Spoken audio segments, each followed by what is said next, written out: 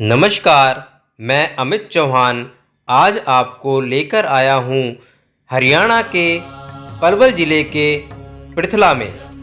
जी, पृथला में मौजूद है करियाकी धाम मंदिर। करियाकी धाम मंदिर यहाँ करीब 800 साल पुराना मंदिर है, जहाँ बाबा बनखंडी हुआ करते थे और वहाँ पर हरे भरे वन हैं। इन हरे भरे वनों के बीच में एक और बाबा होते थे, बाबा नरसिंहदास जी। बाबा नरसिंहदास जी सिद्ध पुरुष थे, बाबा बनखंडी भी सिद्ध पुरुष थे। बाबा नरसिंहदास जी वहाँ पर शेर और गाय को एक साथ पालते थे। शेर उस गाय को नुकसान नहीं पहुँचाता था और बाबा नरसिंहदास जी के आशीर्वाद से यहाँ पर जितने भी वन्य जीव मौजूद हैं, जितने भी कीड़े मकोड़े तक भी जो मौजूद हैं और जो भी वन्य जीव हैं, सांप हैं, बिच्छू हैं या और भी जो वन्य जीव हैं, वो यहाँ किसी को भी नुकसान नहीं पहुँचाते हैं। जी हाँ, इस दिव्य भूमि में बाबा का आशीर्वाद छिपा हुआ है। बाबा के आशीर्वाद से यहाँ कोई भी जीव किसी को भी कोई भी किसी भी प्रकार का नुकसान नहीं पहुँचाता है। हम पहुँच चुके हैं मंदिर के मुख्य द्वार पर। आप यहाँ देख सकते हैं बंदर ही बंदर आपको नज़र आ रहे हैं, लेकिन बाकी धामों की तरह यहाँ के बंदर किसी को भी किसी भी तरह की परेशानी नहीं पहुंचाते हैं। यहाँ के वन की एक खूबी ये है बाबा के आशीर्वाद से कि यहाँ की वन्य लकड़ी कोई भी अपने निजी इस्तेमाल के लिए अपने घर नहीं ले जा सकता है। अगर कोई यहाँ की लकड़ी को अपने घर ले जाने की कोशिश करता है तो उसके घर में अनिश्चितता होती है, उसको नुकसान होता है, जान माल का नुकसान होता है, किसी भी तरह का नुकसान होता है। ये जो यहाँ की भूमि में ये जो शक्ति है, ये इसलिए दी गई है, इसलिए बाबा ने ये शक्ति दी है ताकि यहाँ के वन जैसे के तैसे बने रहें, हरियाली बनी रहे। हम देखिए मंदिर के द्वार पर पहुँच चुके हैं। मंदिर के भूमि के बारे में बहुत सी दिव्य बातें हैं जो यहाँ के स्थानीय लोगों ने हमें बताई। यहाँ की आगे जानकारी के लिए देखते हैं अमित चौहान यानी कि मेरी रिपोर्ट। जय श्री राम। आज हम आपको लेकर आए हैं पलवल जिला के पृथला गांव के करियाकी धाम मंदिर में, जो कि बाबा बनखंडी की तपोस्थली है। आसपास आप देखेंगे चारों तरफ हरियाली ही हरियाली है। आपको यहाँ पर चारों तरफ पेड़ पौधे नज़र आएंगे। आप देख सकते हैं हम चारों तरफ यहाँ हरियाली के बीच में खड़े हैं। ये जो स्थान है ये सिद्ध पुरुषों की भूमि है। यहाँ पे बहुत से ऋषि मुनियों ने तपस्या की है, जिसकी शुरुआत आज से करीब 800 साल पहले बाबा बनखंडी जी ने शुरू किया था। यहाँ पर एक आशीर्वाद है बाबा जी का, क्योंकि उन्हें हरियाली पसंद थी, हमारा पर्यावरण पसंद था, तो उन्होंने एक आशीर्वाद इस स्थान को दिया हुआ है कि यहाँ हमेशा हरियाली रहेगी, यहाँ के पेड़ पौधे हमेशा 12 मास हरे रहेंगे और कभी भी यहाँ सूखे जैसी स्थिति नहीं हो सकती है। और भी बहुत से आशीर्वाद यहाँ पर बाबा के हैं, जैसा कि आप यहाँ पर फलदार वृक्ष हैं और हरियाली है चारों तरफ। आप जब जैसे ही हम अंदर जाएंगे, हम आपको मंदिर के बारे में बताएंगे, दिखाएंगे, तो आप जानेंगे कि यहाँ पर क्या क्या चमत्कार हैं। और सबसे बड़ी बात जो यहाँ की है, बाबा के आशीर्वाद से यहाँ जो भी पेड़ पौधे हैं वो कभी भी सूखते नहीं हैं, हरे रहते हैं। और बाहर, यहाँ से बाहर के लोगों के लिए यहाँ इस वन की लकड़ी को ले जाना वो वर्जित है। अगर कोई इस वन की लकड़ी को अपने निजी कार्य के लिए इस्तेमाल के लिए अगर यहाँ से लेके जाता है तो उसके साथ या उसके परिवार में अनहोनी होती है। ये सिर्फ इसलिए है कि यहाँ हरियाली बनी रहे। अगर आज़ादी मिल जाए लोगों को यहाँ से लकड़ी ले जाने की, तो धीरे धीरे वो ये जंगल भी साफ़ कर देंगे। यहाँ वन नहीं बचेगा, पेड़ नहीं बचेंगे, पर्यावरण नहीं बचेगा। तो पर्यावरण को बचाने के लिए ये आशीर्वाद बाबा जी का स्थान को है कि यहाँ पेड़ हरे भरे रहेंगे और कोई यहाँ की लकड़ी अपने निजी इस्तेमाल के लिए लेके नहीं जा सकता है। तो अभी हम खड़े हैं मंदिर के द्वार पे। आप देख सकते हैं ये मंदिर का द्वार है, यहाँ से मंदिर की एंट्री है। हम आपको अंदर लेके चलते हैं। आइए, ये करियाकी धाम मंदिर बाबा बनखंडी की तपोभूमि है। और यहाँ पर एक बाबा और हुए थे, बाबा नरसिंहदास जी। बताया जाता है कि वो भी सिद्ध पुरुष थे और वो अपने साथ शेर भी पाला करते थे। यहाँ पर आप देखेंगे द्वार पर दोनों तरफ शेर आपको ये नज़र आएंगे। तो नरसिंहदास जी जो है वो शेर पाला करते थे और बहुत से बाबा यहाँ पर हुए थे। उसके बारे में यहाँ के स्थानीय लोग आपको बताएंगे। जैसे ही हम इस मंदिर के द्वार से अंदर आते हैं तो यहाँ पर ये शनिदेव महाराज का मंदिर है, आप देख सकते हैं। द्वार के बिल्कुल पास में शनिदेव महाराज का मंदिर है। आइए आपको दर्शन कराते हैं शनिदेव के। शनिदेव महाराज का ये काफ़ी विशाल और भव्य मंदिर है, आप देख सकते हैं। आइए आपको शनिदेव के दर्शन करवाते हैं और उनका आशीर्वाद प्राप्त करते हैं।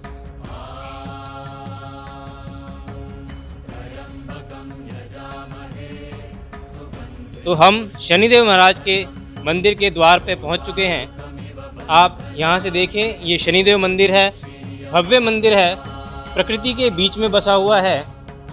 और आप देखिए इस मंदिर की भव्यता को।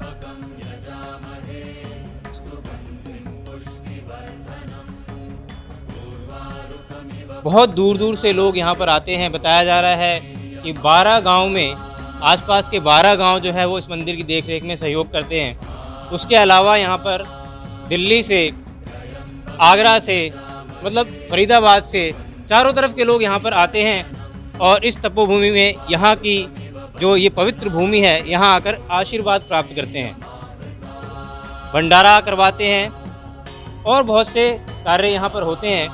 हम अभी आपकी बात कराएंगे यहाँ के स्थानीय लोगों से, वो इसके बारे में बताएंगे। नमस्कार जी। सर, ये जो मंदिर है ये किस स्थान पर स्थित है, कहाँ हम अभी खड़े हैं और क्या यहाँ की मान्यता है? शनिदेव मंदिर के बाहर हम खड़े हैं, शनिदेव महाराज के मंदिर के बाहर खड़े हैं, क्या मान्यता है थोड़ा सा बता दीजिए। ये पृथ्वी से लगभग 1.5 किलोमीटर की दूरी पर जी पृथ्वी की ही सीम में है जी। इसमें बड़े बड़े साधु संत तपस्या करके सिद्ध हुए जी जिनमें से बनखंडी वाला जी नरसिंहदास बाबा जी बचुआ बाबा जी हरिदास बाबा जी शांतिनाथ जी बड़े बड़े सिद्ध हुए। जी और इसमें से लकड़ी ले जाना काटना सख्त मना है। अगर किसी न किसी कारणवश से अनजाने में जी लकड़ी की हानि पहुंचाई तो तुरंत प्रभाव से जी बहुत भारी पाप जी और गैर वरदान मिलता था। जी। मतलब अगर अनजाने में भी अगर यहाँ से लकड़ी ले गए तो कोई माफ़ी नहीं है उसको? नहीं, सारी भूमि बनखंडी की लगभग 300 एकड़ में ये किली हुई है जी इसमें कोई बिच्छू सांप किसी को नहीं दुख दे सकता। जी कितने इसमें जीव जंतु हैं, जी बड़े बड़े सर्प हैं जी और किसी को नहीं काटते। जी सिद्ध तालाब है, जी इसके गाय भैंस दूध किसी कारण से ना दे तो इस जल से छींटे मारने नहवाने तो वह तुरंत ही सही कंडीशन में आ जाती है। जी। तालाब तक हम अभी आपके साथ चलेंगे, आप तालाब के पास खड़े होकर वहाँ के बारे में बताइएगा। सबसे पहले हम शनिदेव जी की बात करते हैं। ये जो शनिदेव मंदिर है यहाँ पर, इसकी क्या मान्यता है? शनिदेव जितने भी ही लोग और पास के हैं जी इसमें तेल चढ़ाते हैं, जी फल फूल चढ़ाते हैं, जी मिष्ठान वगैरह चढ़ाते जी हैं और शनिदेव को पूजते हैं। आप जी लगभग 12 गांव के यात्री, जी स्त्री पुरुष, बाल बच्चे, लड़कियां सभी पूजन करने इसके आती है हर शनिवार। जी में हर तरह की जड़ी बूटी स्वास्थ्य के लिए लाभदायक है। बहुत पुरानी संस्था और वैद्य जैसे यहाँ से उनको उपयोग में लाते थे और इसमें लगभग कोई भी यात्री या भगत 12 महीने एक एक परिक्रमा करके कोई अपनी मनोकामना रखे तो अवश्य पूर्ण होती है हर हालत में। और ये ऐसी भूमि है यहाँ कोई भी साधु संत गृहस्थी इसमें भजन करे तो बड़ा आनंद आता है। और इन जो बनी वाले हैं, बनखंडी वाले हैं, शुद्ध रूप में करे तो उसके दर्शन भी होते हैं। जो हमारे नरसिंहदास महाराज थे वो शेर पालते थे, गऊ पालते थे। एक साइड गऊ होती थी, एक साइड शेर, लेकिन किसी को कोई नुकसान नहीं करते थे। और किसी कारण से कई आदमियों को शराब भी दिया था महाराज जी ने, बहुत भारी, तो उनका बहुत भारी मानसिक नुकसान हुआ था। और यहाँ स्वर्ग के समान ये स्थल है। अकारण निष्काम भावना से यहाँ लोग पूजते हैं इसको। और इसका जो जल है वो बिल्कुल निर्मल है। यहाँ पे लक्ष्मी माता दुर्गा माता की मूर्ति है और हमारे नरसिंहदास महाराज की समाधि है, बचुआ महाराज की समाधि है और यहाँ विष्णु भगवान की है। तो इस तरह के फल फूल पक्षी यहाँ बंदर हैं और मोर पपीहे और हर तरह के जीव इसमें निवास करते हैं और इसमें किसी प्रकार का कोई भी पॉलिटिकल स्टैंड नहीं यूज कर सकता। जी, तो जैसा कि आपने जाना कि इस वन में बहुत से जीव जंतु हैं, उसमें से कुछ जीव जंतु ऐसे हैं जो जिनकी जो प्रकृति है वो हानि पहुंचाने की होती है, लेकिन इस वन के जीव जंतु किसी को भी कोई हानि नहीं पहुंचाते हैं। जहरीले जीव जंतु भी हैं लेकिन कोई हानि किसी भी तरह की वो नहीं पहुंचाते हैं। तो एक बार ये शनिदेव महाराज जी जो हैं इनके भी शायद यहाँ से जुड़ी हुई कोई कहानी है, तो उसके बारे में आप कुछ बताएंगे? तो शनिदेव पहले यहाँ थे, यहाँ जी बहुत दिन पहले। जी अब उनको बड़ा रूप देके यहाँ पधारा गया। जी। वो जो शनिदेव हैं वो और ये एक ही बात है। खोखलाबन, खोखलाबन वो बनखंडी वाला और ये जो बनखंडी वाले हैं, ये सुनने में आया है जी माता पिता से, बुजुर्गों से, ये 7 भाई थे, सातों के सातों सिद्ध पुरुष बन गए। जी ये फक्कड़ थे, जी कपड़े नहीं पहनते थे, जी। लंगोटा पहनते थे, जी। पैदल घूमते थे, किसी गांव में नहीं जाते थे और किसी को मांगने नहीं जाते थे जी और एक समय भोजन करते थे सिर्फ, जी। और किसी को पता नहीं कब भजन करते हैं, कब परिक्रमा देते हैं, इतनी शक्ति इनके अंदर थी। जी। तो जैसा कि आपने जाना कि शनिदेव महाराज जो हैं वो इस भूमि से किस प्रकार जुड़े हुए हैं, आइए हम आपको और आगे ले चलते हैं। और जैसे ही आप इस मंदिर के द्वार से अंदर आते हैं, एक तरफ आपको शनिदेव महाराज का भव्य मंदिर नज़र आता है और ठीक उसके दूसरी तरफ आपको एक विशाल पेड़ नज़र आता है, बड़ का विशाल पेड़ नज़र आता है। ये भी बहुत प्राचीन पेड़ है। तो ये कितने साल पुराना होगा पेड़? लगभग 400-500 साल, 400 के करीब है ये। तो कम से कम 400-500 साल का अंदाज़ा ये बता रहे हैं कि 400-500 साल पुराना ये पेड़ है। आप यहाँ पर देख सकते हैं, जैसे हम यहाँ द्वार से अंदर आए थे उस टाइम भी बहुत सारे बंदर हमें यहाँ नज़र आए थे और अब आप यहाँ पीछे भी बंदर आपको चारों तरफ नज़र आ रहे हैं, लेकिन ये किसी को नुकसान नहीं पहुँचाते। बहुत से धार्मिक स्थलों पर आपने देखा होगा कि वहाँ पर बंदर लोगों को परेशान करते हैं, उनका सामान छीन के ले जाते हैं, तरह तरह से तंग करते हैं, लेकिन यहाँ ऐसा कुछ भी नहीं है। कोई भी वन्य प्राणी किसी को भी किसी भी तरह का नुकसान नहीं पहुँचाता है। और उसी प्रकार जैसे यहाँ का वन्य प्राणी किसी को नुकसान नहीं पहुँचाता है, वैसे ही कोई बाहर का व्यक्ति, आसपास के गांव के लोग यहाँ के वन को कोई नुकसान नहीं पहुँचा सकते हैं। तो हम आगे आपको लेके चल रहे हैं। जैसे ही हम मंदिर प्रांगण में आगे बढ़ते हैं तो हमें यहाँ पर ये बहुत बड़ी सी एक घंटी टंगी हुई नज़र आती है। तो हम जानने की कोशिश करते हैं इनसे कि ये घंटी कितनी वजन है इसमें और इतनी बड़ी घंटी यहाँ पर कैसे लगी हुई है। जी बताइए। ये लगभग कांसी की है, प्योर की, जी और 50 किलो के लगभग इसमें वजन है। जी पूजा के टाइम सुबह शाम इसको जरूर बजाया जाता है जी और जो भी यात्री अपनी मनोकामना रखता है तो घंटी बजा के और अपने अंदरूनी विचार या अपनी इच्छाएं प्रकट करता है। जी और यहाँ आरती के टाइम काफ़ी लोग गैदरिंग करते हैं और आरती में खड़े होते हैं, आरती बोलते हैं, बाबा की आरती, जगदीश भगवान की आरती। और इसमें प्राचीन काल में कितने शेर चीते रहते थे और किसी को कोई नुकसान आज तक नहीं इस बनी में किया गया। जी। तो जैसा कि इन्होंने बताया कि ये करीब करीब 50 किलो के आसपास की घंटी है। हम आगे बढ़ते हैं। जैसे ही इस घंटी के पास हम आगे बढ़ते हैं तो यहाँ पर आप देखेंगे एक मंदिर स्थित है और ये यहाँ का भोले बाबा का मंदिर है, शिवालय है यहाँ का। अंदर आप देखेंगे शिवलिंग यहाँ पर मौजूद है। भोले बाबा का ये मंदिर है, भव्य मंदिर है। भोले बाबा यहाँ पर जो शिवलिंग बना हुआ है ये पंचमुखी शिवलिंग है। चारों दिशाओं में 4 मुख हैं और एक मुख जो है वो ऊपर की तरफ है। तो पंचमुखी शिवलिंग है। यहाँ पर आप देखेंगे कि दीवारों पर रुद्राष्टकम और आरती, शिव जी की आरती ये यहाँ पर लिखी हुई है ताकि भक्तों को यहाँ पर अपनी पूजा करने में आसानी हो। जी 100 साल पुराना लगभग है ये मंदिर जी शिव जी का। पहले इधर था, अब इसको बड़े रूप आकार में यहाँ शिफ्ट कर दिया गया है। जी और इसके जस्ट नज़दीक दुर्गा देवी का मंदिर है, उसकी भी पूजा उसी तरह से होती है। माताएं बहनें सभी इसको पूजते हैं और ये भी काफ़ी देर का मंदिर है। जी। तो जैसा कि इन्होंने बताया कि शिव जी का मंदिर यहाँ पर करीब 100 साल पुराना है और इसके साथ में ही मंदिर है, दुर्गा माता का मंदिर है। आपको उनके भी दर्शन करवाते हैं। तो शिवालय के बिल्कुल साथ में ही माता का मंदिर है, तो आप यहाँ दर्शन कर सकते हैं माता के। ये माता का मंदिर कितना पुराना है? ये तो लगभग 15-20 साल। ये माता का मंदिर ज़्यादा प्राचीन नहीं है, बता रहे हैं कि ये 15 से 20 साल पुराना मंदिर है और धीरे धीरे यहाँ पर और भी मंदिर स्थापित किए जा रहे हैं, लेकिन वन को कहीं भी नुकसान यहाँ नहीं पहुँचाया जाता।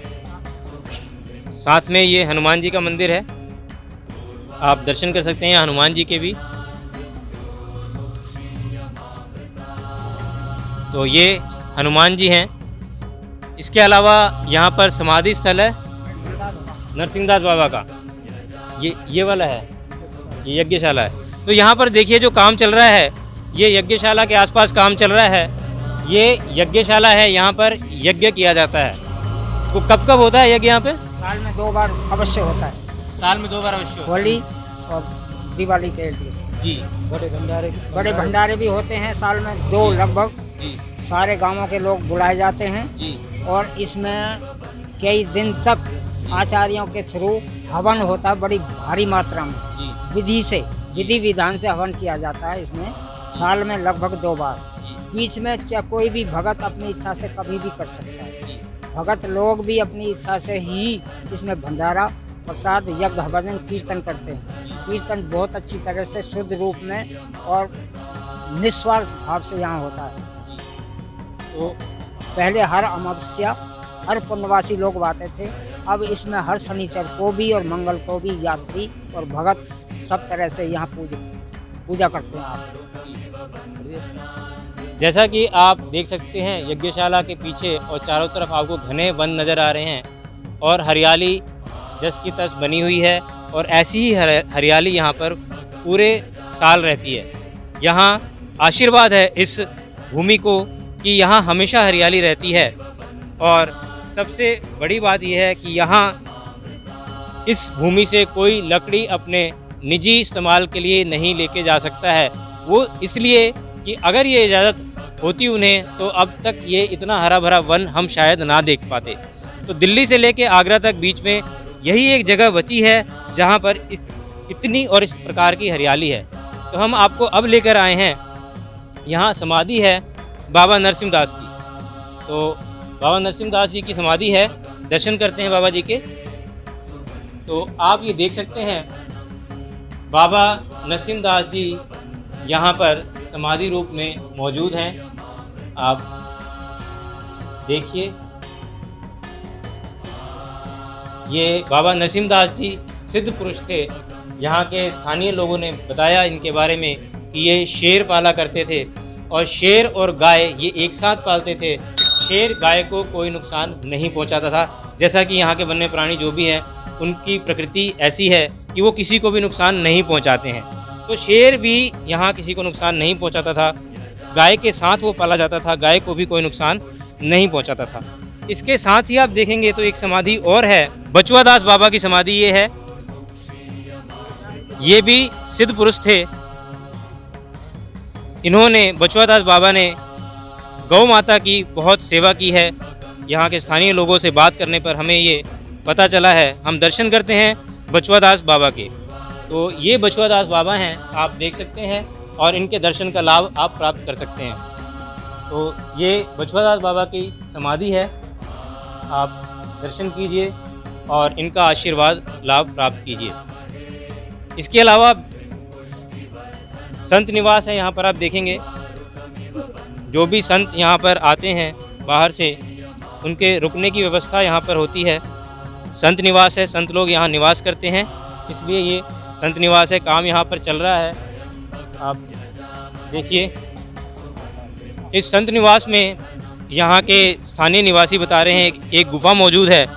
गुफा मतलब गुफा जो है इसके अंदर भजन करने के लिए, भजन करने के लिए। हाँ। अच्छा। कोई भी संत या यात्री या भगत उसमें एकांत में रहकर कभी भी भजन कर सकता है। जी। और ये एकांत जगह है, जी। यहाँ किसी प्रकार की कोई डिस्टरबेंस या पार्टीबाजी नहीं खड़ी होती। जी। यहाँ अपनी इच्छा से निस्वार्थ भाव से भजन करते हैं जी। और सभी लोग इस बनी की रक्षा करते हैं। जी। तो यहाँ पर संत निवास में एक गुफा है।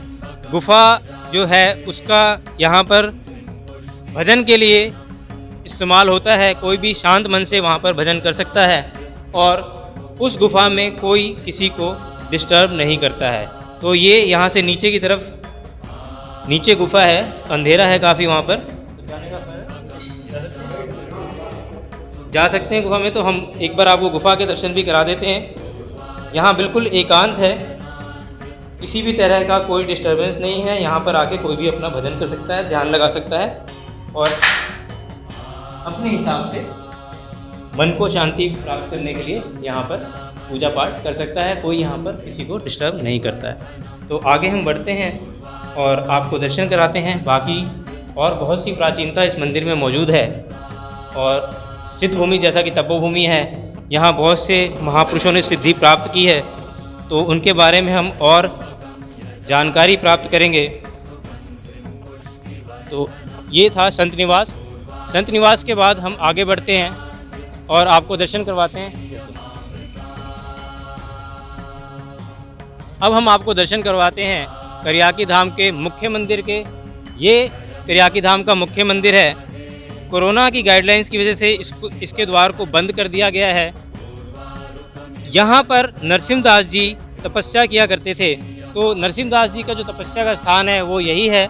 आप मंदिर में हमारे साथ चलेंगे तो देखेंगे यहाँ पर कि यहाँ पर राम दरबार है, कृष्ण भगवान की मूर्ति है, नरसिम्हदास जी की मूर्ति भी यहाँ पर मौजूद है। और हम आपको दर्शन करवाते हैं इस तपोभूमि की मुख्य भूमि के, जहाँ पर नरसिम्हदास जी तपस्या किया करते थे। और जैसा कि आपने जाना कि यहाँ जितने भी ऋषि मुनि हुए, जितने भी तपस्वी हुए, वो सारे के सारे पर्यावरण प्रेमी थे। इसलिए इस मंदिर को बनी मंदिर भी कहा जाता है, क्योंकि यहाँ पर वन है और चारों तरफ हरियाली है। तो हम यहाँ के मुख्य मंदिर में प्रवेश कर चुके हैं और यहाँ आप दर्शन कर सकते हैं राम दरबार के। यहाँ आरती होती है सुबह शाम। यहाँ आप कृष्ण जी के दर्शन भी कर सकते हैं और जो भी यहाँ के मुख्य तपस्वी बाबा हैं उन सबकी जो छाया चित्र है यहाँ पर मौजूद है। बाबा नरसिम्हदास जी के भी मौजूद हैं यहाँ पर। तो आप देख सकते हैं ये राम दरबार, भव्य दरबार इनका बना हुआ है और मंदिर की भव्यता आप देख सकते हैं। बहुत ही सुंदर मंदिर को बनाया गया है। मुख्य मंदिर है ये करियाकी धाम का, प्राचीन मंदिर है। यहाँ पर ही बाबा नरसिम्हदास जो है वो तपस्या किया करते थे। हनुमान जी मौजूद हैं, आप देखेंगे। राम जी, सीता जी, लक्ष्मण जी। तो जैसा कि मुख्य मंदिर है तो इसमें सभी देवता, मुख्य देवता जो है यहाँ पर मौजूद हैं, आप देखेंगे। बाबा बालकनाथ जी भी यहाँ पर विराजमान हैं।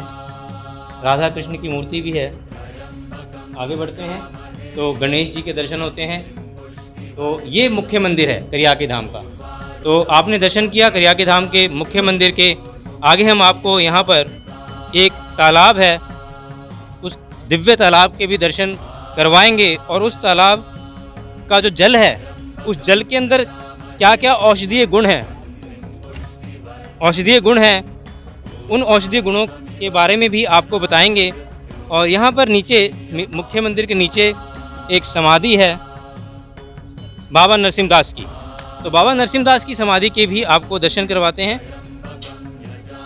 तो ये मुख्य मंदिर है। मुख्य मंदिर के दर्शन आपने किए, उसके ठीक नीचे ये समाधि जो है ये मौजूद है और ये समाधि है बाबा नरसिम्हदास की। तो बाबा नरसिम्हदास के आप यहाँ पर दर्शन कर सकते हैं। बहुत ही अद्भुत दिव्य शक्तियाँ यहाँ के संत पुरुषों में थी, वो शेर और गाय एक साथ पालते थे और किसी भी तरह कोई नुकसान शेर गाय को नहीं पहुँचाता था, जैसा कि हम पहले भी आपको बता चुके हैं। तो आप यहाँ पर दर्शन कर सकते हैं बाबा नरसिंहदास के। तो ये मुख्य मंदिर जो है उसके नीचे बाबा नरसिंहदास जी का मंदिर है, उनकी समाधि है। आपने दर्शन किए बाबा नरसिंहदास जी के और आगे बढ़ते हैं। यहाँ के जो तालाब है, तालाब के जल में औषधीय गुण है। बहुत दूर दूर से लोग यहाँ पर आते हैं। आप देखेंगे यहाँ पर काफ़ी प्राचीन नीम का पेड़ भी आपको नज़र आ रहा है। और अब बढ़ते हैं धीरे धीरे तालाब की तरफ और तालाब के औषधीय गुण के बारे में आपको बताते हैं।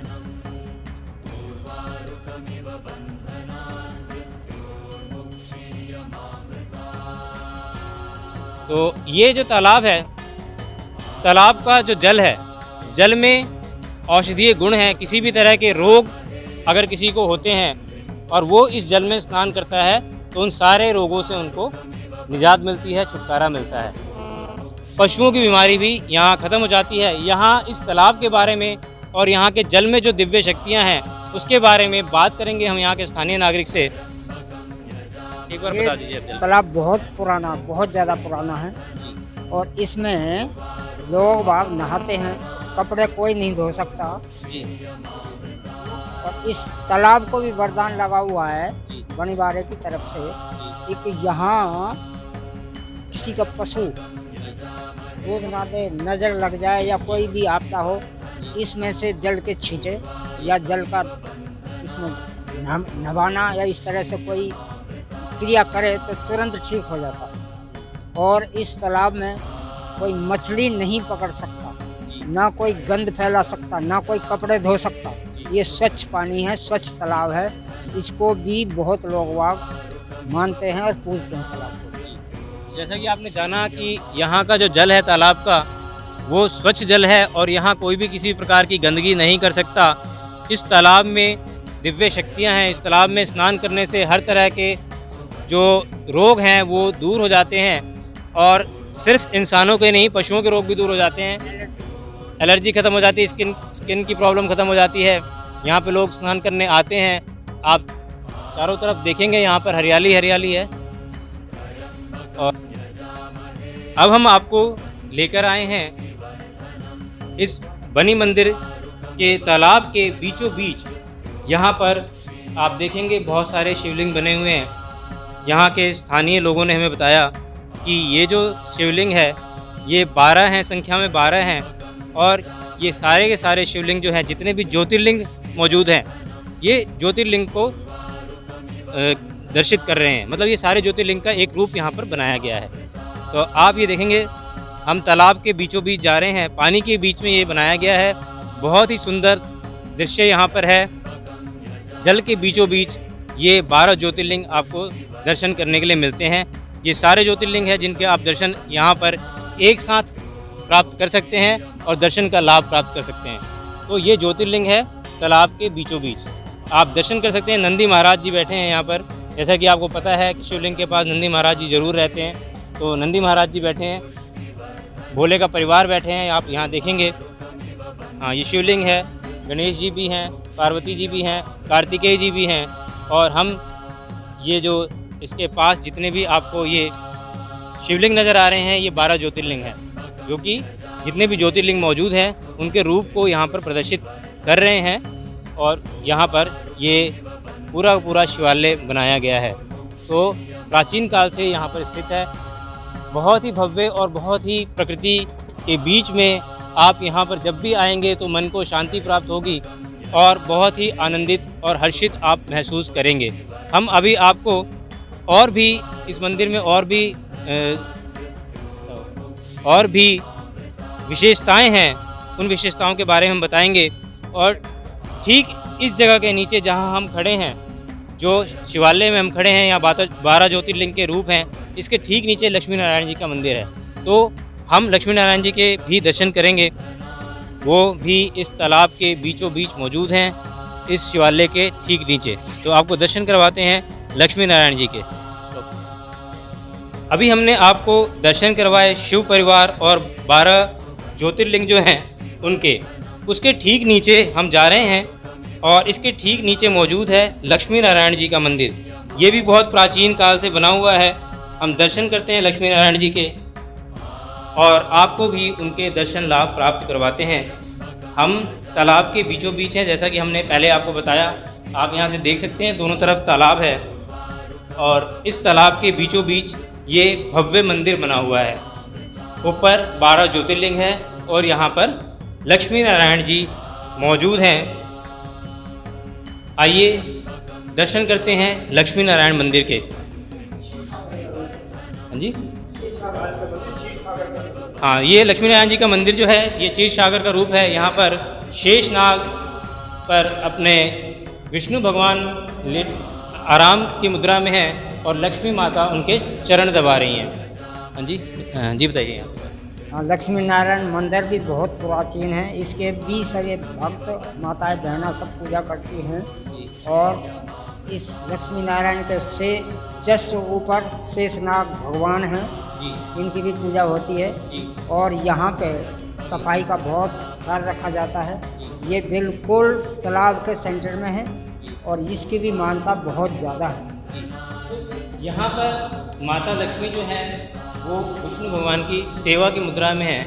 तो इसके पीछे एक प्राचीन कहानी पहले हमारे सहयोगी पंकज वत्स ने आपको सुनाई थी। स्त्री के हाथ में बृहस्पति भगवान होते हैं और पुरुष के पैरों में दैत्य ऋषि शुक्राचार्य होते हैं। तो जब भी बृहस्पति का दबाव शुक्र पर पड़ता है तो लाभ प्राप्त होता है, खुशहाली आती है घर में। तो उस चीज़ को दर्शाने के लिए हमेशा जब भी विष्णु भगवान का आप ये रूप देखेंगे तो वहाँ पर आपको लक्ष्मी माता उनके चरण दबाती हुई नज़र आएंगी। तो इससे खुशहाली आती है घर में और धन धान्य से घर भर जाता है, सुखों से भर जाता है। आगे हम इस मंदिर की और भी विशेषताएं आपको बताएंगे। यहाँ के स्थानीय लोग और दूर दूर से लोग यहाँ पर परिक्रमा लगाने भी आते हैं और यहाँ 2 किलोमीटर की परिक्रमा है जो इस बनी के चारों तरफ लोग परिक्रमा लगाते हैं। हम आपको यहाँ पर दर्शन कराते हैं प्राचीन धूना के, जो कई वर्षों से इसी प्रकार हमेशा जलता रहता है। और यहाँ पर जो अभी देख रेख कर रहे हैं उन बाबा से आपको मिलवाते हैं और थोड़ा सा इस भूमि के बारे में उनसे व्याख्यान सुनते हैं। नमस्कार बाबा जी। बाबा, आप अपना परिचय देके और थोड़ा सा संक्षिप्त में इस दिव्य भूमि जो है इसके बारे में बताइए। परिचय कैसे? आपका नाम, हमारा नाम रूपदास है। मैं देखभाल कर रहे हैं भैया यहाँ की। जी, ये सत्य की जगह है। सत्य आदमी कोई भी अपने मनोकामना पूर्ण रहे काबा को अब पूरी बनखंडी महादेव नरसिंह बाबा पूरी करें जी, कोई भी काम हो।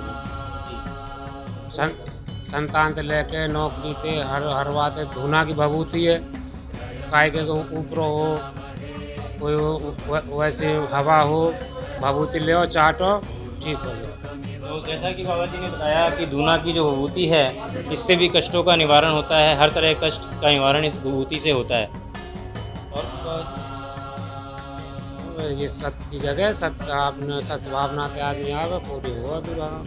जी, जैसा कि आपने जाना, नमस्कार बाबा जी, जैसा कि आपने जाना कि ये सत्य की जगह है। सद्भावना से जो यहाँ पर पूजा करता है, यहाँ स्नान करता है या धूने परिक्रमा लगाता है या धूने की जो विभूति है उसका इस्तेमाल करता है, उसके सारे कष्ट दूर होते हैं। यहाँ पर एक पास में ही गौशाला है, आपको गौशाला के दर्शन भी करवाते हैं। जैसा कि हमने आपको बताया कि नरसिम्हदास जी यहाँ पर शेर और गाय एक साथ पाला करते थे। तो यहाँ पर श्री 1008 श्री नरसिम्हदास गौ सेवा समिति पृथला गौ सेवा समिति यहाँ पर बाबा नरसिम्हदास को याद करते हुए गायों की सेवा के लिए, क्योंकि वो गायों की सेवा करते थे और शेर भी पाला करते थे, गायों की सेवा के लिए उन्होंने यहाँ पर गौशाला बनाई हुई है। गौशाला के हम आपको दर्शन करवाते हैं। और यहाँ कुछ दानी लोग जो जिनके सहयोग से ये गौशाला चल रही है उनके नाम का एक बोर्ड लगाया हुआ है। तो आप देख सकते हैं इस बोर्ड पर उन सभी लोगों के नाम हैं जिन लोगों ने इस गौशाला की सेवा में दान दिया है। तो हम बनी गौशाला जो है कब से चलाई जा रही है, यहाँ पर बोर्ड लगा हुआ है, आप उस बोर्ड को देख सकते हैं, इसमें सब कुछ लिखा हुआ है यहाँ के बारे में। श्री श्री 1008 श्री नरसिंहदास गौ सेवा समिति बनी वाले बाबा नरसिंहदास की याद में गौशाला की स्थापना। तो आइए गौशाला जो है वो भी अंदर से एक बार देखते हैं।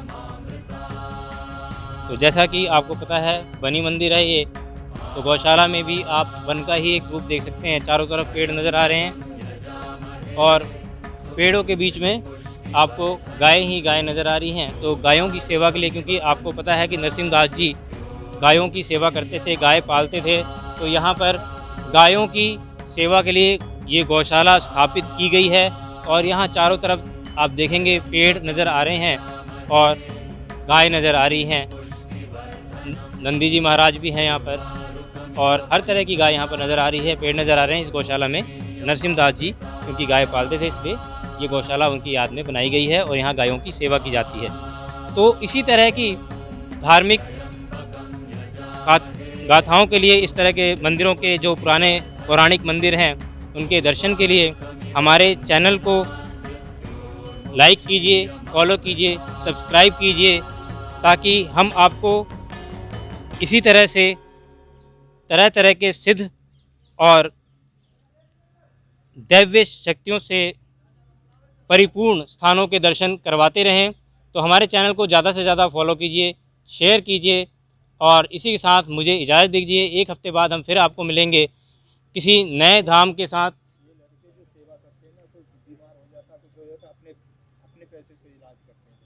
गायों के लिए यहाँ पर जैसा कि यहाँ स्थानीय नागरिक हैं ये हमें बता रहे हैं कि यहाँ पर जो ये लोग मौजूद हैं जो इस गौशाला में सेवा कर रहे हैं, ये अपने निजी खर्चे पर अगर कोई गाय बीमार होती है या कोई भी दिक्कत होती है तो इस निजी खर्चे पर उनका इलाज करवाते हैं।